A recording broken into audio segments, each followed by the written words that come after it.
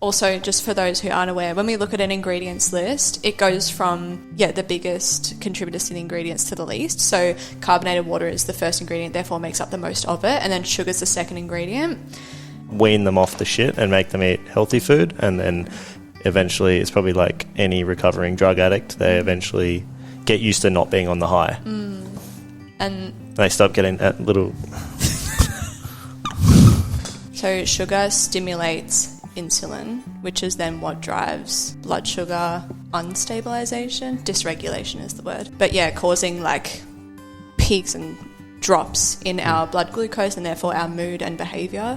So this is something that we see in children. This is how I like to explain all kind of genetic predisposition. It's like, okay, so my grandfather has type 2 diabetes. Both of my parents had acne as children. It's like genetics has like loaded my gun, but it's my decision now whether I pull the trigger on it. Right. All right. Tin tuna. This one must be good. It's tuna. So this is what we spoke about in our last podcast. BPA is lining this tin, therefore contributing to hormone dysregulation. Why would a child want to eat that? Spikes their blood sugar, which then, tells their brain, oh my gosh, we just got a reward. And then their neurons are firing a lot quicker in their brain. And then as soon as it's done, which like your body is then just going to go like give it that hit, and then it's just going to come straight back down. And when it comes down, that's when the child... So it's like crack. Because it doesn't... Yeah. For a child. Hey guys, welcome back to the Stillness Everyday podcast. If you missed the last episode, we are unraveling a bag from Coles. I went shopping at my favourite supermarket store, and Alicia's going to tear everything apart that I have purchased. If you listened into the last podcast, you'll know that I'm not meant to be touching receipts, but on this receipt, I have spent $35, which I was actually surprised about, because if you listen to my podcast on why supermarkets are not cheaper, I actually take down how they're more expensive. But what I've come to realise is they're more expensive in the things that you want to be buying. So if you're shopping in the middle aisles, buying the crap that I'm about to pull out of this bag, then it will be cheaper for you. But ultimately, you will pay with your health, which Alicia's about to tell you all about that. So welcome back to the podcast, Alicia. Let's get started. So you don't know what's in the bag, but the first thing I'm going to start with is my favourite breakfast, Wheat Bix. Amazing. So I'll pass that over to you. So when you're looking at, like, if you pick something up off the shelf, the first thing I get my clients to do is look at the ingredients list. Like, I feel like most people are like, oh, look at the macros. I'm like, look at the ingredients. So the first ingredient is whole grain wheat. And wheat itself causes inflammation in the body, especially in the gut. Wheat triggers a protein in our gut called zonulin, and zonulin is incredibly inflammatory, especially for our brain as well. So just a whole lot of no. And then the next ingredient is sugar, which is fantastic. Sugar is also incredibly inflammatory and contributes to obesity. So sugar stimulates insulin, which is then what drives blood sugar unstabilization. Dysregulation is the word. But causing like peaks and drops in our blood glucose and therefore our mood and behaviour. So this is something that we see in children. So mums that are like, oh yeah, I've got my children Wheat Bix for breakfast. And it's like, okay, well, you've given them inflammatory wheat and sugar, and now look at their behaviour. So I used to eat Wheat Bix when I was a child, and I'd put heaps of sugar on top of it. So it's already got sugar. So did I, to be honest. It's incredible. So what about the way wheat is grown and they spray it with Roundup, which has got glyphosate in it? How does glyphosate affect the human body, and how does it create obesity? Yeah, so glyphosate itself is a known toxin, and also, as we touched on the last episode, an endocrine disrupting chemical. So it interferes with our hormones, therefore leading to inflammatory conditions such as obesity and endometriosis. And So how do we look out for glyphosate? Because obviously they're not putting that in there. Well, it would be opting for organic products, but if you're then going organic Wheat Bix, that's probably not the best way to go about it. So organic Wheat Bix is any better than normal Wheat Bix? No. No. Cool. I assume it would have the exact same ingredients, but they would just be... Organic wheat. Organic. And organic sugar. Yeah. which is amazing. So stunning. First thing, Weet-Bix, do not purchase it for breakfast. Eat eggs and bacon. I really thought you were going to throw that. I was going to get my machete out and destroy it. That? All right, so we've got Arnott's Blueies for children. So this is, a friend of mine said that this is what his daughter takes as a snack for lunch. Right, okay. Just like you to tell us about this one. I'd just like to quickly say that mums are definitely doing their best with the information that they're given, and that's why I feel like it's important to, for us to keep creating content. I share information on my platform and you continue to share it on yours, is because there's so much misinformation out there and people just get overwhelmed and they're just like, oh, I don't know what to grab, so then they just grab something like this off the shelves. But it says here 4 health star rating. Yeah, the health star rating means nothing. The health star rating is based on the nutritional panel.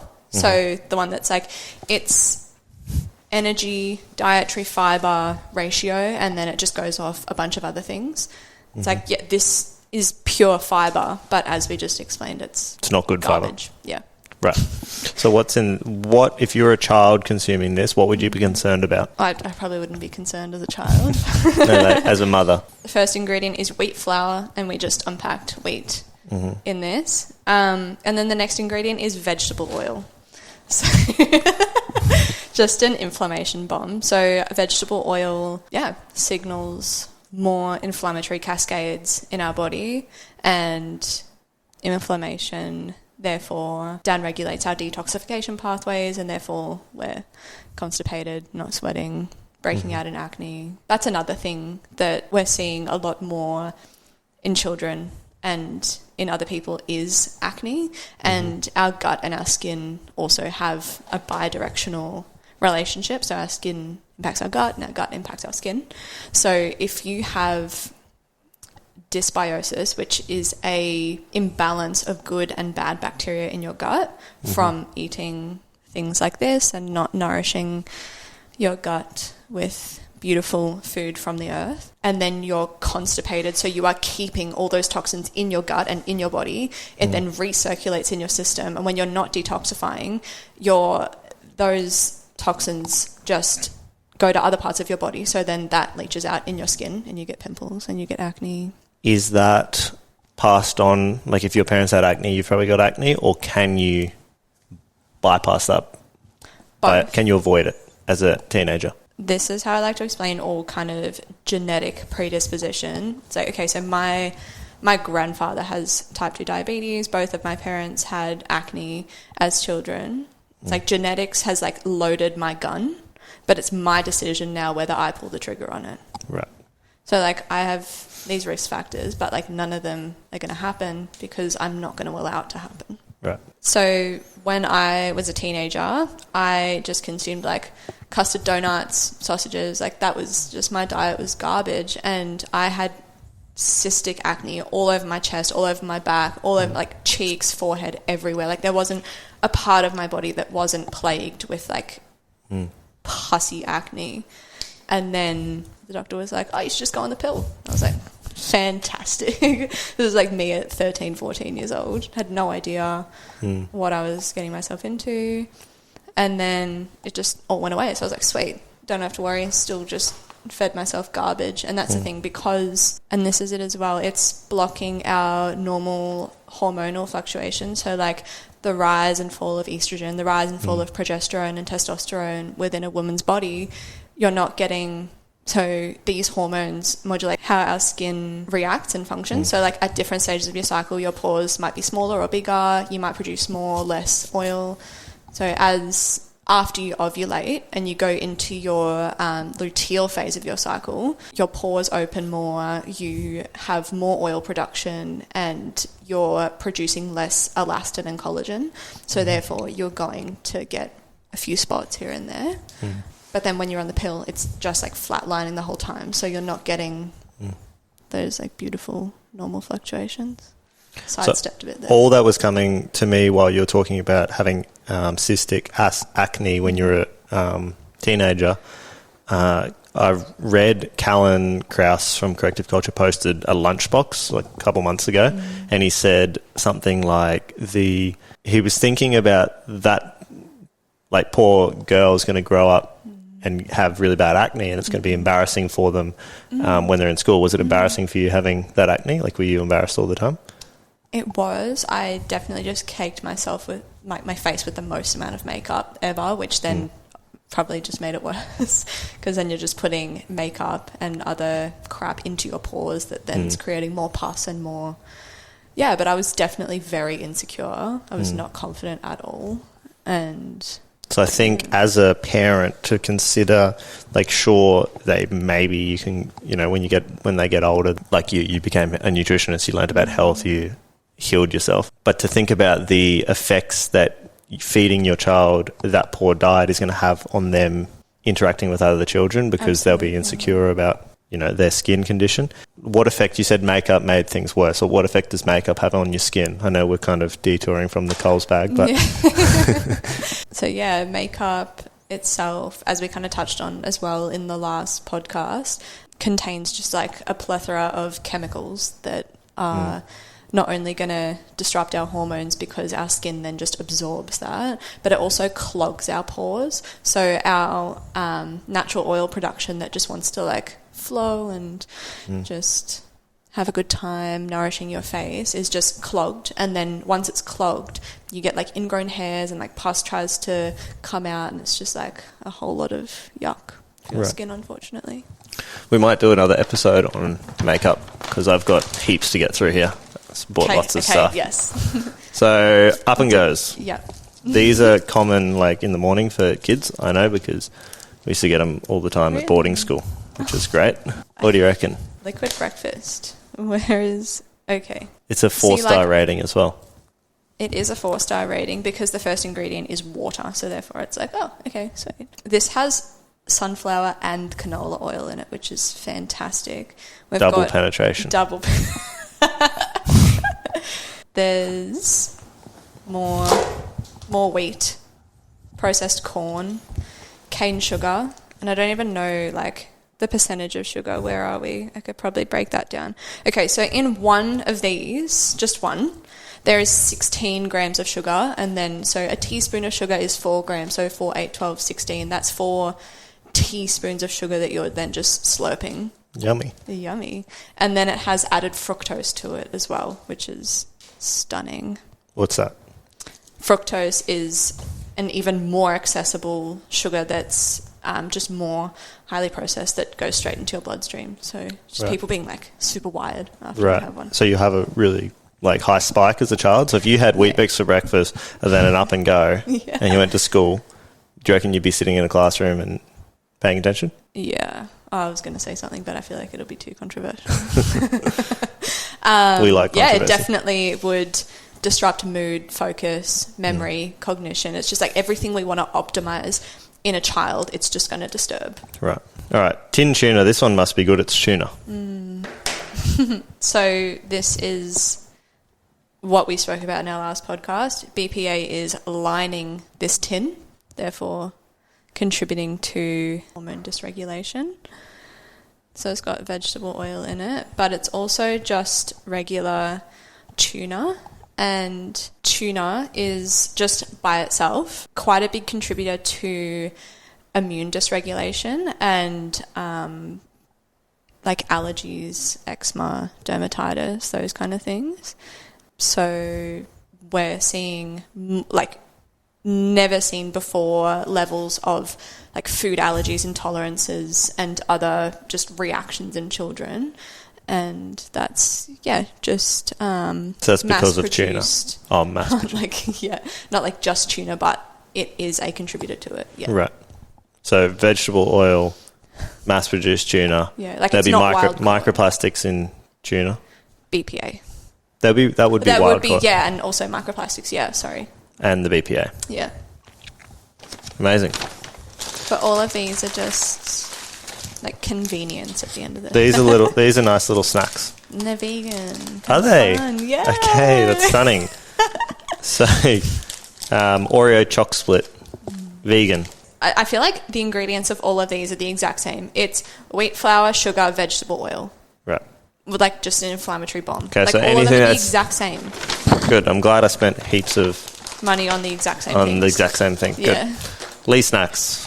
These are Did you great. ever have those as a child? I don't think so, but I definitely saw them a lot. I did. It's great. Made with real cheese. Fantastic. Fantastic. So there's margarine, which is just vegetable oil.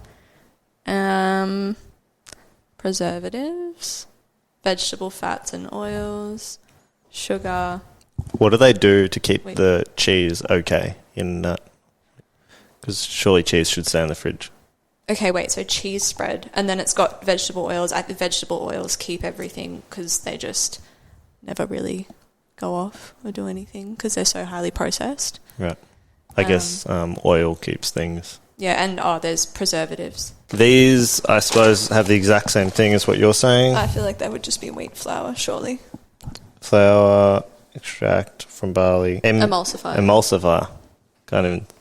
So emulsification is when you have like if you've ever made a salad dressing from scratch and you have like mayo and then oil and they don't mix together, but then when you shake it, it mixes together. That's called emulsification. So they have someone in there constantly shaking it. No, emulsifiers just stop things from separating. Right. Yeah. Is it good for you? No. Well, it's not here nor there. Is it anything? The emulsifier is soy, processed soy. What's the problem with soy? Soy is what we call a xenoestrogen, so contributing to accumulation of estrogen in our body. Mm-hmm. So what we spoke about with endometriosis and also like men who consume processed soy is going to contribute to estrogen accumulation in their body and give them man boobs. So what's the difference between processed soy or just soybeans, I suppose, like edamame? Are they soybeans? Yeah, definitely. So the further you take anything from its original source, the more you're breaking down its nutrients. And that's like saying, is like coconut sugar or something better than white sugar? It's, in my mind, like health is like in comparison to what? So coconut sugar, yes, although it's better than white sugar, I wouldn't say just like eat coconut sugar with a spoon. It contains more minerals in it that then when you process it further, that coconut sugar gets stripped away of all of its nutrients to just an isolated sugar that then is just absorbed very quickly into your bloodstream and wreaks havoc on your blood glucose or blood sugar. So if you just have straight sugar cane, is that okay or not? As in eating it? Yeah. Like from the... Straight out of the cane.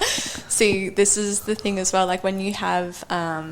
like if you're eating it, that as well, that sugar is binding to the dietary fibre that's in it, and therefore it's not going to be absorbed as quickly into your bloodstream, and it's going to have like a slower rise and a slower fall, like giving you more long-lasting energy. Is that not like a... Is that like carbohydrates, or am I wrong? Right. Yeah. Cool. Sugar is a carbohydrate. Fruit roll-ups. Used to see these around the playground a bit. Vegan friendly. Amazing. So sweet. The thing is, like, if you pick up a packet and you look at it and you're like, what is 471, 410, 415, 1442, 1421? Like, could you tell me what any of those are? Numbers. Yeah. Like, as in, but those are ingredients. It's like, okay, then put it down. If you can't pronounce it or you don't know what it is, put it back. Right. Like, there's an app called Chemical Maze where you can look it up where it comes from, and then it's like, oh, it comes from petroleum. And I'm like, oh, fantastic. Easy mark. So this is a really good one because it's quick and easy to make at home. That's like all of these. They're just convenient at the end of the day. Yeah. Can you try and convince me of one positive from this? I can't. I'm looking at every single ingredient and like I can't say that I would want any of these in my body. Not a single one. What if your child's really fussy? That's because you're feeding them that. That's why they're fussy. Why would a child want to eat that? Because this is as we just spoke about, a quick and easy form of carbohydrates, which are converted into sugar, which spikes your blood glucose, which tells your brain, oh my gosh, we just got a reward. So then your brain goes, oh my gosh, the child is then, its nervous system is heightened. I just said it, like children. Yeah, you can't assume their gender. True. So that's fine. That's fine. So it... spikes their blood sugar, which then, tells their brain, oh my gosh, we just got a reward. And then their neurons are firing a lot quicker in their brain. And then as soon as it's done, which like your body is then just going to go like give it that hit, and then it's just going to come straight back down. And when it comes down, that's when the child... So it's like crack. Because it doesn't... Yeah. For a child. Because it's a high. It's like, fuck yeah. And then you need more of it. Yeah. Because then, and I kind of created a post about this, then your body becomes addicted to, not that food, but it becomes addicted to dopamine, like that actual spike that you're getting from that food. It's like, fuck, that felt so good. I need to have that again. And then when they pass like a lollipop or Easy Mac in the supermarket, they're like, they throw a tanty because they're like, Mom, give me that now. Give me my high. Yeah. That's interesting. So it's not the taste of it necessarily. Like they make them taste good, but it's the... Yeah. It's the high that the child's getting. And that's also something that we can change over time, but these foods are what we call hyperpalatable foods. So all of the ingredients then trigger neurons in the brain that are like, whoa, that tasted incredible. So that when you give them a vegetable, they're like, that's boring, because your taste buds are also changing, and they change, their turnaround is quite quick. So that's why you can go from a diet like this to one that is closer to the earth. All right, so quick and easy foods basically give your child a high. That's the only reason they want them. So the more you can withdraw them from it, the less they're going to, crave the shit food. Correct. So if your child is fussy, wean them off the shit and make them eat healthy food, and then eventually, it's probably like any recovering drug addict, they eventually get used to not being on the high. And they stop getting that little... Same with this, I suppose. So, like, what about... Wow, 25% less sugar. Yeah, amazing. Snakes. So, the natural confectionery co. No artificial colours, no artificial flavours, 25% less sugar, bursting with fruit flavour. So, one serve equals 2 snakes. I love serving sizes. Who eats 2 snakes out of a snake packet? There's some good stuff. Spirulina extract. Ooh. This must be healthy. Jai loves spirulina. Here you go.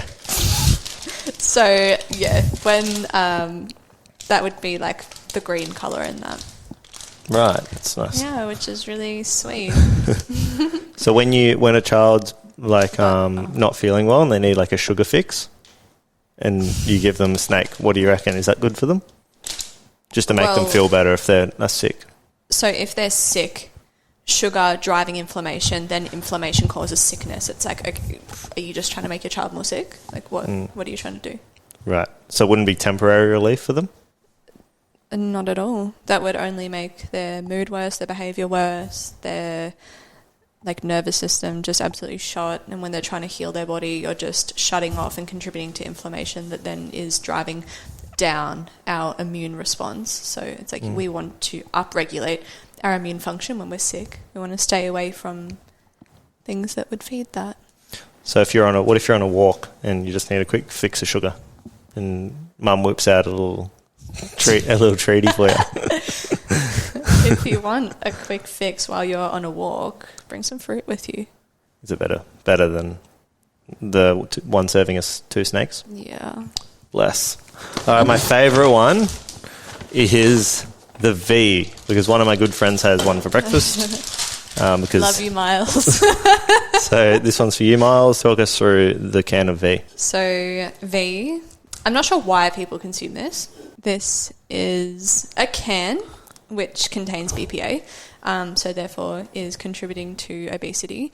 But in itself, we have artificial colours. So caramel IV is linked to inflammation and obesity itself.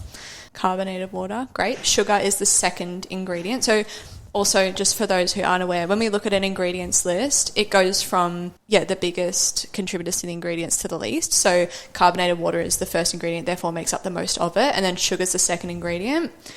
In one can, oh my gosh, there's 26 grams of sugar. So 26 divided by 4 is 6.5.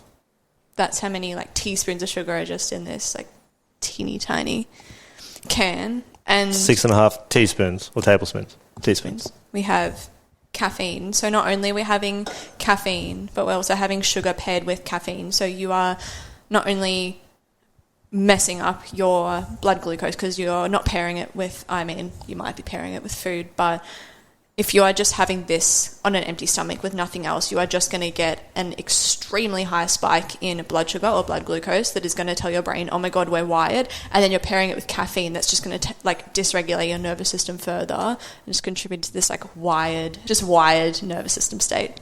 But I love how they just add vitamins to the end of it. Like it's got riboflavin, which is B2, and then just some vitamin B12 in it. Why would they do that? Why would they add vitamin B12 into it?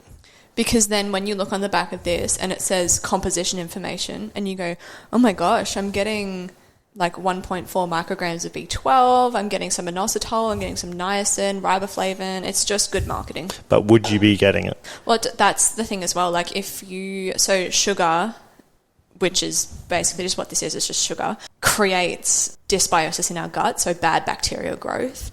And then when you have bad bacteria in your gut, it causes intestinal permeability, which means our gut always looks like this and it's got tight junctions, but then when you have inflammation or when you have dysbiosis, it starts to open up. And if you've ever heard of the term leaky gut, that's what that is. That's intestinal permeability. So then gunk and food particles and bacteria and everything can get inside your gut, and then it causes bloating, inflammation, flatulence, constipation, all these awful things in our gut function. And when we have this leaky gut, you can't absorb any nutrients, especially vitamins. It's you're then putting it on what? You can't absorb things on an unhealthy gut. Right. And caffeine, do you say you can't absorb vitamins with having caffeine? Or is that minerals? That's coffee, which is tannins. It's not caffeine. Right. So that doesn't have any of that in there? It doesn't have coffee in it, no. It has caffeine. We may as well just mention that now that we've brought it up.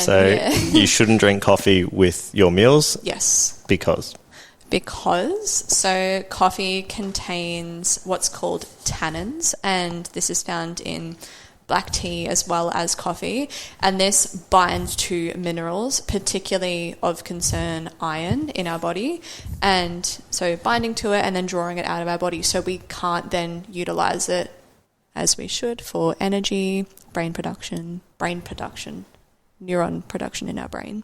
Right. And function. Amazing. Well, that's all I've got in the bag. Oh. So basically, it's safe to say that all of this can go into the bin. Yes. Amazing. Or we can gift it to a friend. A friend. So you would give this to your friend. I'm only joking. I don't feel comfortable giving this to anyone, so I'll be putting it all in the bin. Good. Thank you for listening. Thanks for coming on. Thank you for having me. If you want to find out more and pick Alicia's brain, Mindfully Holistic on Instagram and maybe TikTok. Maybe. New website. Yeah. And if anyone has any nutrition questions, send them to me, and we're going to be making a bunch more videos to try and make the population healthier, because China is coming.